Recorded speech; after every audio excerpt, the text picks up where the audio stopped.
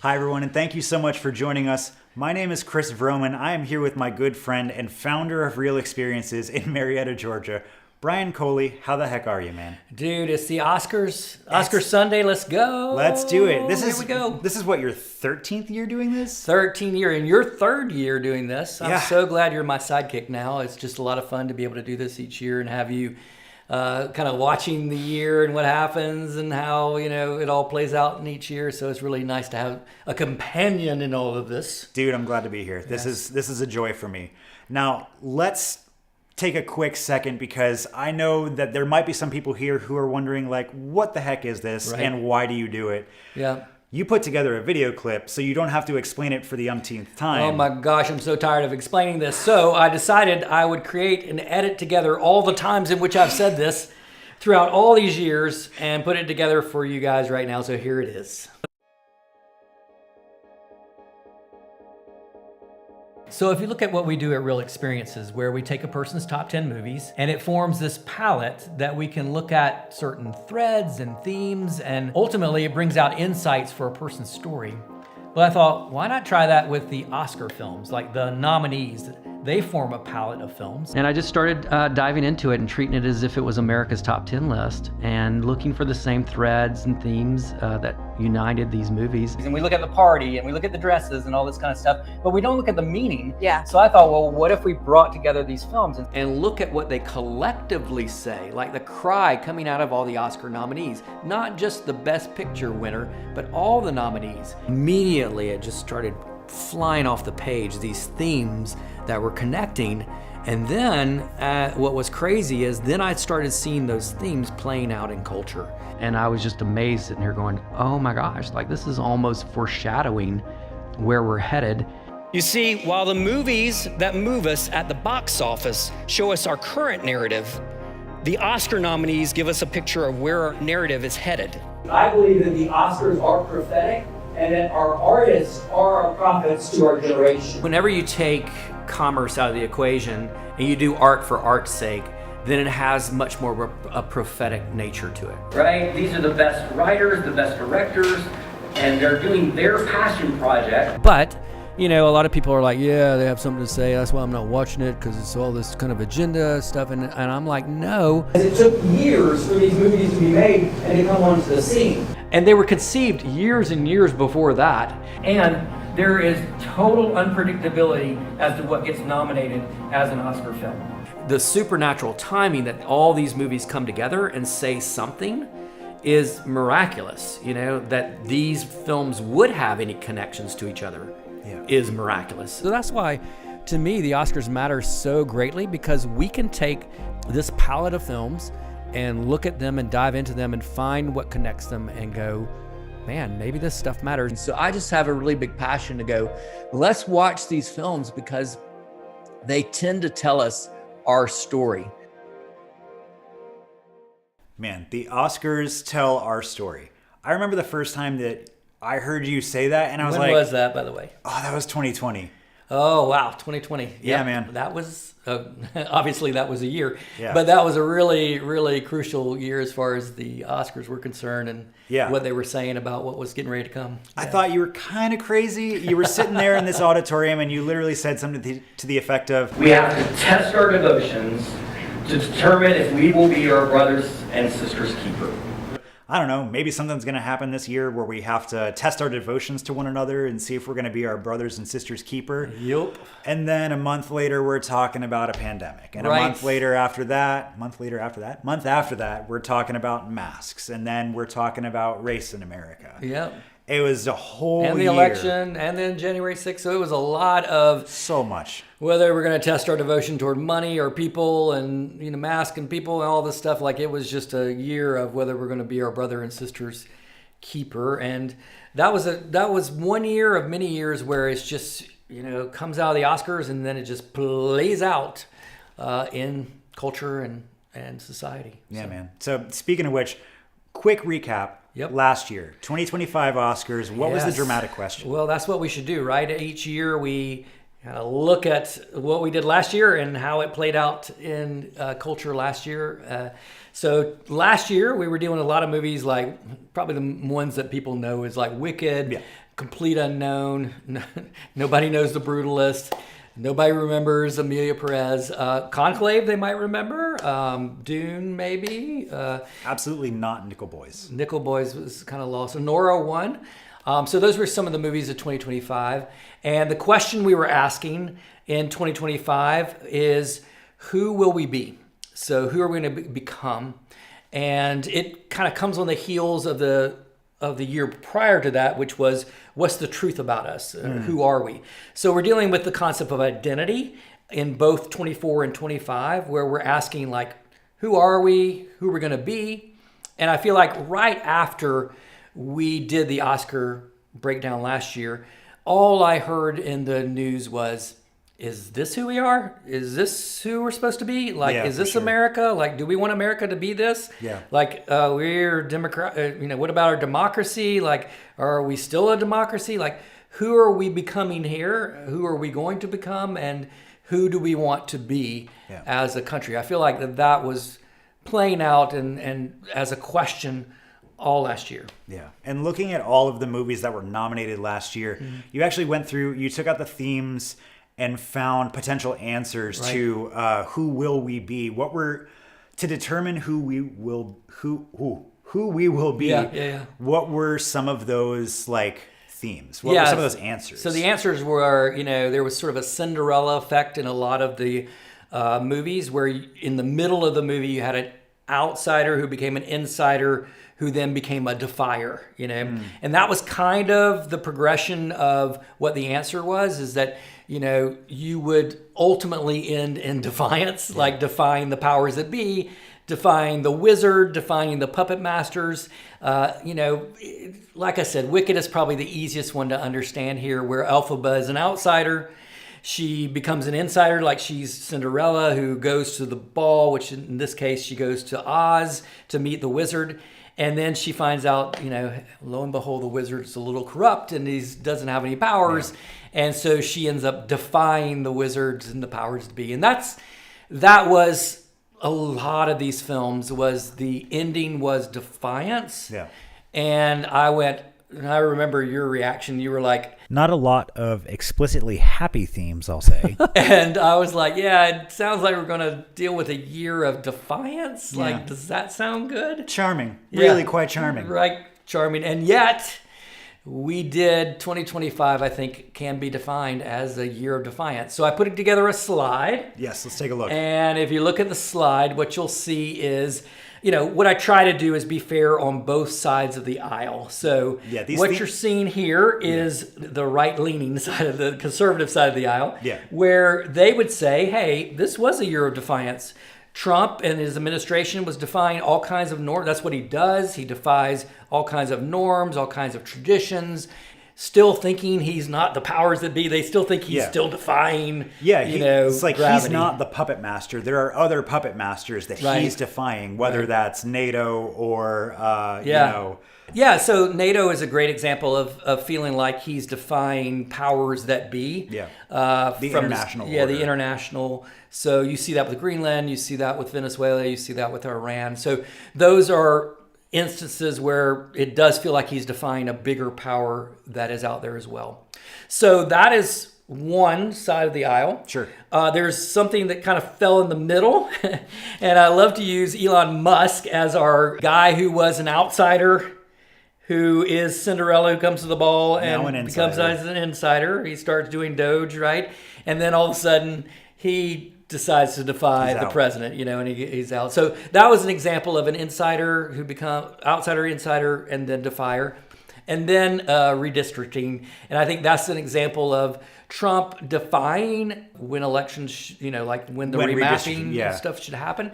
And then Gavin Newsom goes, well, I'll defy you, and we'll defy the way in which our districts are mapped as well. So just a defiance fight. And it was exhausting. Like, wasn't last year solely exhausting? So much. Now, when we look at the other side of the equation, we see, if you're more of the left-leaning side of the aisle, then you see a ton of defiance as well. And this definitely is defying the powers that be. Yeah. You see that with the protest, no kings, hands off. But you also see it with Democrats and even Harvard, Jimmy Kimmel, Minneapolis and the protests there and what happened there, Bad Bunny. If I was to pick one story all year long, and who would believe that Marjorie Taylor Greene would be the story that actually, kind of plays out in vivid detail? Not on my bingo card. Not on my bingo card either. But if you think about it, she is, this is going to be so cheesy, she is Elphaba, and her last name is Green. I do not make the stuff up, right? And if you think about Marjorie Taylor Greene, she becomes such a Cinderella at the ball and Trump's political insider. Political inside, really the big MAGA card carrier. And then all of a sudden, she's gone from a close Trump friend to foe, one of the few Republicans willing to take him on. And, probably sings Defying Gravity at the same time, maybe. I'm not saying that I would buy tickets to see that.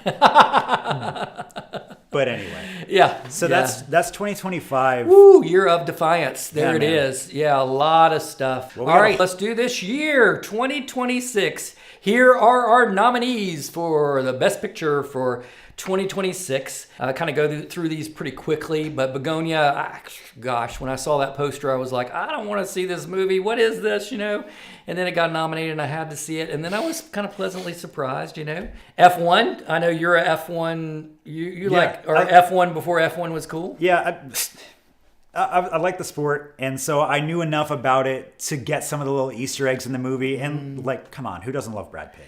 Yeah. Frankenstein, not a big fan. Stylistically, lovely. Yep. Yeah, I agree. The rest of it was sets, that kind of thing. But I felt like there wasn't really like a new take on Frankenstein. I mean, he tried, but I just wasn't very interesting. Yeah. Hamnet. All right, I'm going to get a lot of haters on this one. I felt like it was Much Ado About Nothing. Okay. 2 for 2 on puns for the evening. Well, is that a pun, really? It's sort of a great Shakespearean reference. Sure. But a lot of people love the ending. A lot of people cried at the ending. A lot of people love the performance, which she'll probably win Best Actress. So, good film. Marty Supreme, love this film. Timothée Chalamet is incredible. He's such a tour de force. Just a really incredible ride, this film is. One Battle After Another, you saw that one. How'd you feel about that one? First off, I liked it. Mm-hmm. It's probably in the running for my top 2 favorites on this list. Yep. It's also the one that's most blatantly political. Yeah. Yeah, it's an example, I would say, of a film that most people are going, aren't the Oscars so prophetic? Like, this is, for such a time as this, like, here it is. And I'm like, yes, exactly. Like, Paul Thomas Anderson supposedly made this film like 10 years ago in his head. And it's now come to light, and it's about immigration. It's about protesting. There's a lot of very present things about the film. But, as you'll see in a minute, teaser, it forms a palette of things that are not about that at all, And so, to me, it's more important to put it in relationship to the other films as well to see how it's actually more prophetic. The Secret Agent. Yep. Is that an espionage movie? It is not 007 or anything like that. It's a Brazilian film.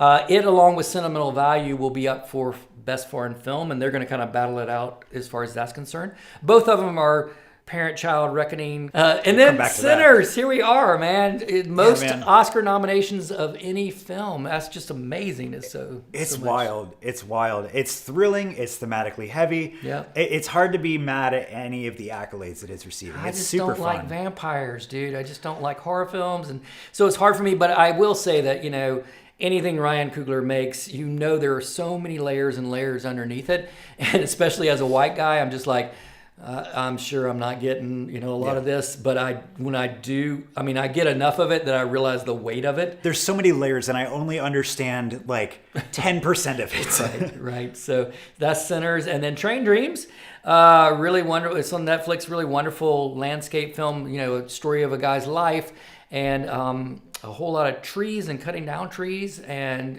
just a really beautiful film. Yeah. So I'd recommend that as well. Yeah, what do all these things like have in common? What are some of the themes that they share? I'm glad you asked, young Christopher. Show me those bubbles. Yeah, here comes the bubbles. So every year I look at, I take notes as I'm watching films, and then I try to figure out what are these themes that are coming out, what are the connections and threads. And so I represent them in bubbles with different numbers, and the numbers are how many times they show up, like how many films have this theme. So here comes our bubbles for this year. We start off with creatures and monsters. Starting off on a positive note here. Half of the films have gracious. creatures and monsters. So anything from an alien, so maybe an alien in Begonia, to Frankenstein's monster, to, like I said before, a leg that animates and wreaks havoc in Secret Agent, to vampires, and then there's a creature in Train Dreams as well. So very much there. That's one of the bubbles, and half of the films. And then another half of the film, or equally so, 5 films have immigrants, which One Battle After Another is probably the easiest one to see there. But a movie that might be a little bit more obscure as far as that's concerned is Train Dreams, where at the beginning of the movie, an Asian kind of immigrant character is thrown off of a track, and that character haunts the main character throughout the film. So that's there. But then we get bigger. So then we get a lot bigger. So we're going to 7 now. So as far as 7, we've got dual protagonist. Yeah, we got dual protagonist. I'm looking here. Yep. I mean, F1 clearly, because you got the 2 drivers. F1 clearly, right. You got Sinners with Michael A. Jordan and Michael B. Jordan playing twins. So playing twins, as well as those characters in relationship to Sammy, who's the younger character. So sort of 2 plots there going on. Sure. You've got One Battle After Another with the dad and the daughter. You've got Frankenstein. I mean, literally, Frankenstein is broken up in halves, where you tell the one story of Frankenstein and one story of Frankenstein's monster. Like each one of them gets a half of the movie. And, you have movies like Hamlet where it's the wife and Shakespeare, as far as the movie. So a lot of dual protagonists in these movies, which will play out and make a little bit more sense as we keep going. Now I'm going big. 9 out of 10 movies have something to do with reconciling loss, past hurt, all in the present. So this is a big theme this year, is reconciling with loss and past hurt. It's most prominent in Hamlet, where, Shakespeare loses his wife lose their son. But, there's a lot of loss in this, a lot of reconciling with, like, sentimental values, reconciling with the absent father who wasn't there, and sort of the hurt they feel. Even a movie that you would feel like doesn't have anything to do with reconciling loss is a movie like F1. Yeah. And yet, the beginning of the movie, you experience what his loss was, where he almost died, and then he kind of gave up F1 he lost his driving. career. He lost his career, and him trying to get it back. And there's a wonderful scene at the end of the movie where he explains this loss and how he's trying to get back to, the wonder and the beauty of driving. So just a lot of reconciling loss, past hurt in these films. Now, when we go to a very strange bubble, it's the myth of the absent mother. So part of that loss is characters losing their mothers. Frankenstein, I totally forgot about this. Like, the movie starts with Dr. Frankenstein losing his mom, who he's so attached to. And then he says, this is what I'm going to do. I'm going to beat death. No one can conquer death. Mm-hmm. I will conquer it. And so the mother's death is very foundational. That loss is very foundational to, what he does in creating Frankenstein's monster. Yeah, you got something like One Battle After Another as well, where totally. The daughter grows up believing that her mother is a hero, and then finding out that maybe she's a rat, And so there's like an actual myth there. And she's absent. So Willa never knew her mother? No, she never did. That can be very hard on a young woman. So there's a lot of those kind of myths and absent mothers. Mas ela pode voltar? Não, filho. Mamãe ficou dodói e morreu. in these films, as well as mothers who become absent, like in Train Dreams, where the mom is consumed in a fire, and yet he doesn't know, like he doesn't have proof that she died in the fire and that his daughter died in the fire. So there's a myth around that. He spends a lot of the movie just waiting. Yeah, just seeing if they're going to come back. Yeah, exactly. All right, so that's absent mother myths. And then we get to what makes sense is the next one, which is, you have children kind of processing these parent issues. Yeah. Like a child's got to figure out, well, what do I do with this? Like, how do I reconcile this? How do I reconcile this loss? How do I reconcile this past hurt? Sentimental Value is probably the poster child here, where you have two daughters who are trying to figure out and process their dad's absence in their life, as well as what he went through with his mom's absence. It's just a cascading absence thing going on. So a lot of, children processing their parents' issues and, what that looks like. So, and then we kind of shift over here to the other side. And we've got exceptionalism / gifting / obsession. Okay. And what I mean by that is you have a lot of people who are tremendously gifted and they're obsessed in that gifting and exceptional in it. And that's part of the story. So Marty Supreme is the poster child here, where he is obsessed throughout the whole movie with ping pong and being the best at ping pong. And that is his gifting. Yeah. F1, they're gifted at driving, and that forms sort of an obsession. Yeah, it's Sinners. You've got the highlight scene of the whole movie is someone's talent literally transcending the bounds of space and time. Exactly, his guitar playing, right? Yeah. I mean, we can't leave Shakespeare out. Sure.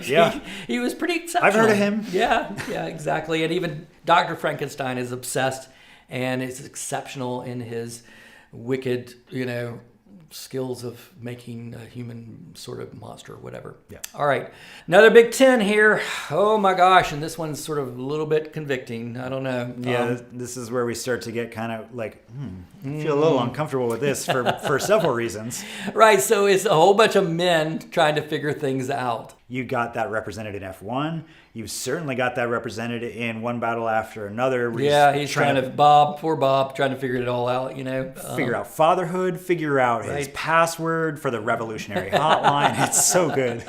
Yeah, I mean, Train Dreams is just a guy trying to figure things out pretty much the whole movie. Yeah. And that leads to kind of a bubble on the side of it, which is they tend to actively process, which I guess is also a traditionally male thing, which is that we kind of figure it out as we go.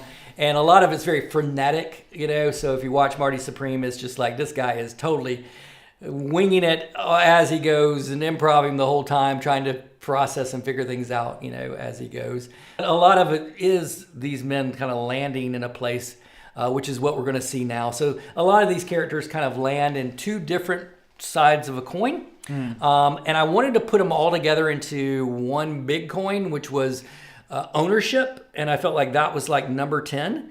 But I felt like I needed to separate it out. Yeah. And then bring it back together with something that's going to surprise you, I think. Like it was more specific. Yeah. So the two sides of the coin is, this harkens back to last year, the idea of being owned and having agency. So as far as ownership is concerned, it's like, you don't own me, and you don't possess me, and I have agency. So, we definitely see that with Sinners, not being possessed by the vampires. So that idea of agency and ownership is really big in that film, as well as a lot of the other films where, for example, in Marty Supreme, there's an incredible scene where the rich guy, he's going to give him money, but he's got to bend over and allow the rich guy to paddle him with a ping pong paddle to say, I own you. And then at the end of the movie, Marty just basically, turns that and is like, no, you don't own me, And same thing with F1, who owns the team? There's this, investor who's trying to take it over, and Brad Pitt basically sends him a text with the middle finger, and says, you don't own us, you're not going to own us. So a lot of that sense of ownership and agency, you see that with Frankenstein's monster, whether he's going to have agency, that kind of thing. What's the flip side of that coin? Flip side of the coin. So the flip side of the coin is responsibility. So it's like I'm owning things. And that's where a lot of this is kind of stepping up to responsibility, stepping up to stewardship. And it plays into this bigger theme of father-child. There's something about these films and the role of a father and the child being so prevalent throughout the entire slate of these films, and I just could not ignore it. Yeah. And as much as I tried to say it's ownership, I went, yeah, but that's not relational. Like, this is all relational movies where everything is about absent fathers, absent mothers, people reconciling with loss, and it's just so relational and so filled with that. But then the specificity of it, where this is father-child, is just crazy, almost miraculous. I mean, all of these films are father-child. You think that she knows that I'm her daddy? Of course she does. My father is a very difficult person. Forgive me, my son. Who are you? It's your dad! Even ones that you would go, well, F1's not a father-child film. I would go, yeah, but two things there. One is there's sort of a mentor-mentoree father relationship. Yeah. And then the other one is there's a scene in the film where the characters kind of come together. How old were you when your fathers died?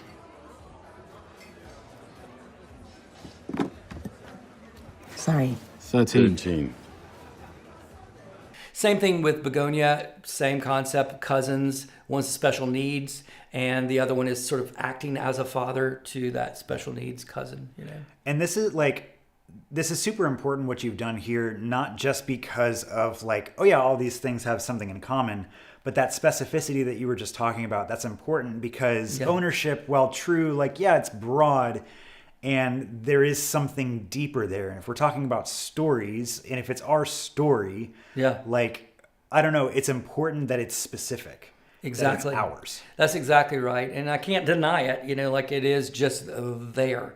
So what do we do with this? Which leads us to the 2026 question. So this is a dramatic question. So here's my question. Who's your daddy? I know. It doesn't feel like a question I usually ask. And I'll make it feel better for you if you want. On one hand, the levity is nice. We've had a lot of years of who will I be? Yeah. Who will I become? Who will I become? Who am I? Will we be a we? And we're talking stuff like defiance. We're talking about processing loss, and so it's nice to have this is kind of goofy. Yeah, but it really does represent that two sides of the coin. Who's your daddy? Meaning who's your daddy here? Who owns you? Who owns you? And then who's your daddy? I'm your daddy. I'm going to step up and be your daddy. Or from a child perspective, who is my daddy here? So it plays on kind of all the themes that I'm seeing in such a great way. And I guess if I was to make it sound a little bit better, it's whose am I? Or whose are you? Whose are you? Something like that. So that is the question. Now, when we go to the answers, it is that men, fathers, and creators need to figure things out. They need to actively process things, and I just couldn't get away from that. Okay. So I mean, it's difficult to read it like this because it feels as though this is pretty exclusive, but you've talked about, these are just, it's what's in the movies. That's right. And so I'm curious to see, you've talked a lot about the relationship between creator and creation, father and child. So okay, I'm sticking with you. Well, Men, and fathers, creators. just to give it up for the women, there was that year in 2018 that I spoke of in which women were going to be change agents, that was what the Oscars was saying. And that was the year that women flooded the Congress and the Senate, and that was that huge blue wave where women kind of took over, in that year, and so it was very literal in that year. So I don't know if this is literal or this is figure for parent or creator, creation kind of thing. I'll hang with you. What do they need to actively process? Yeah, they need to actively process. So here we go. Their relationship to past loss and hurt. So a lot of these characters, a lot of these fathers, they're coming to a place of dealing with loss. The things that we talked about before from the standpoint of absence and loss and hurt as a result of that, we need to, process that. The second one is we need a healthy relationship with our gifting and our obsessions so it doesn't create absence and avoidance. There is moments in Shakespeare, in Hamlet, where, the wife is like, you weren't here for when he died, and his artistry and his obsession with his artistry is something that is creating absence and a little bit of avoidance, which, he uses his artistry to redeem that at the end.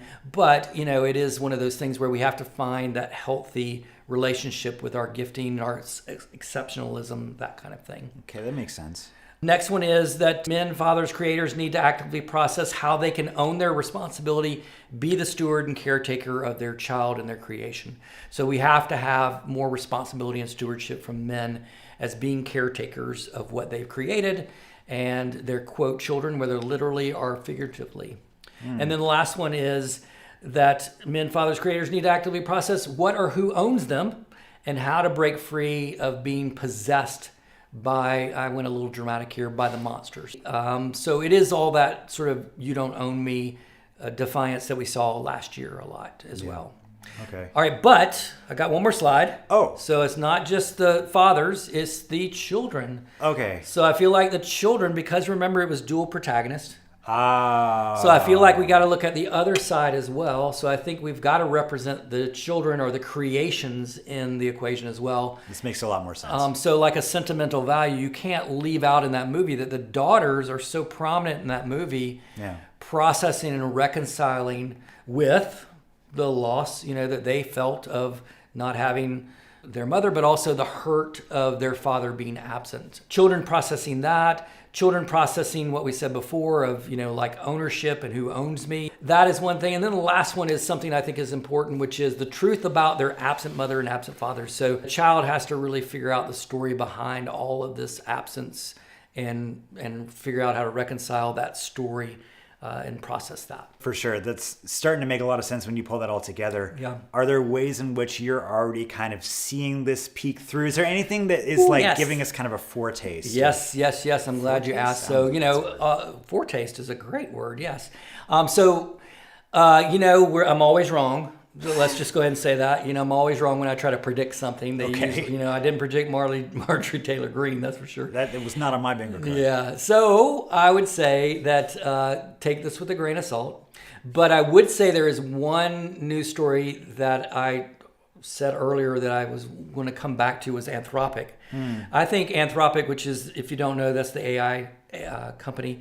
I think they've already lived out this Oscar season already. Because just to be clear, this is the story where Anthropic is deciding not to give the Department of War, Department of Defense, whatever you want to call them, full access to their AI tools, right? That's correct. And so to me, what that is the ability for the father of AI here, or the creator of AI, to step up and be a steward and caretaker and take responsibility for their creation.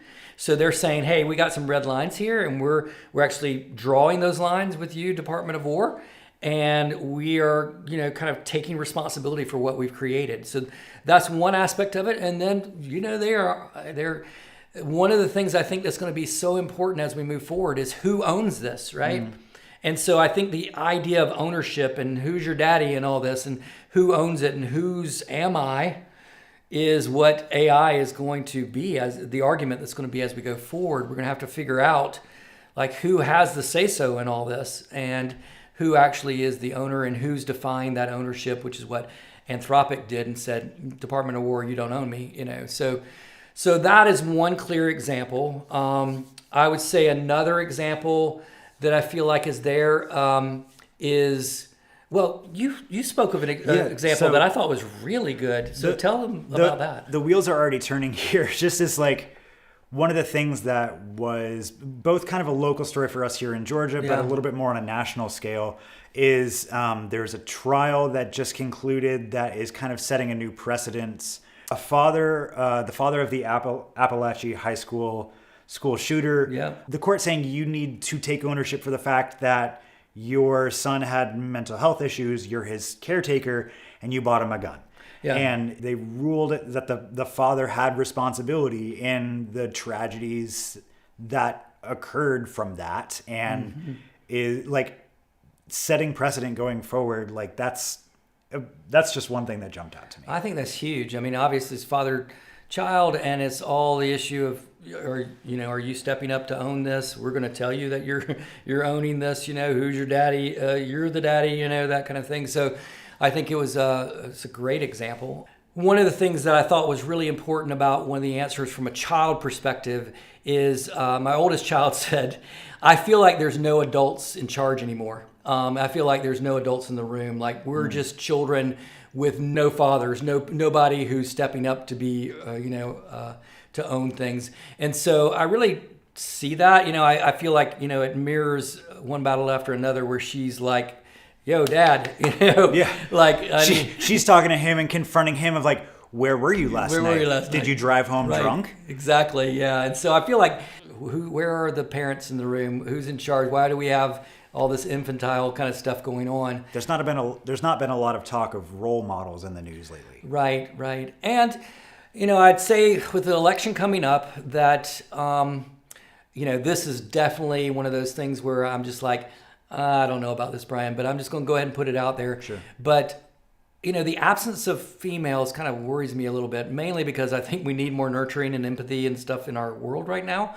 But if it's literal that men need to kind of step up and take responsibility and own some things, I do think the election the narrative is that women decide the election, and suburban women and all this kind of stuff. Like, I wonder if men will be more active in the role. And then I think the other thing that I'm curious about is the Republican Party and how it will be in relationship to ownership by Trump, because he kind of started this whole MAGA thing. And the question is, he's kind of the father of it. They called me daddy, right? They're the child. Creation kind of a thing going on there. Like, is there do you own me? Do I own you? That kind of thing that could happen in this election. So those are the things that I think could play out. But as we've said before, I'm always wrong. I mean, that's a lot, man. 2026, we got the question. Yep. We got the potential answers. Yep. The only thing that's left, who do you think is going to win the Best Picture? Well, like I said before, Sinners has the most nominations of any film in history. And then One Battle After Another has been the favorite for a long time.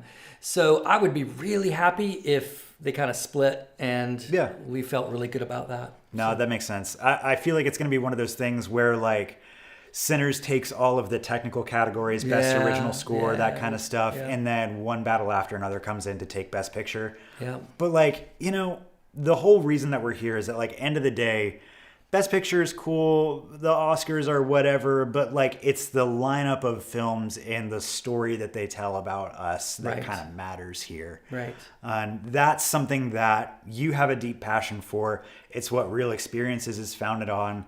It's that idea of taking someone's top 10 favorite movies and looking to see, where are you? What's your story amongst all these movies? And Bryan, I got to ask, for anyone who wants that experience, what opportunities are there for them? Oh my gosh, it sounds like I made you say that. All right. So if you want to bring your team, we have date night now, we have friends night, and you want to explore what your top 10 movies may be saying about you, then come to Real. Look at us at realexperiences.com. But I want to introduce you to a new opportunity that we're so excited because we're getting ready to launch it. It's called Real Story Map. And we really were struggling with how do we allow anybody anywhere to do Real. And so this is it. This is your way of doing it online. You can be a part of that early access. It's in beta right now. So you can actually be the first ones to touch this. Man, I sound like a salesman. I sound like the greatest showman here. But anyway, you can be the first to do this by going to realexperiences.com/story and signing up, and we'll let you taste what that looks like. Awesome. Yeah. Well, Bryan, thank you so much. Thank you for joining us. And if you're watching the Oscars tonight, enjoy the show. Enjoy the show.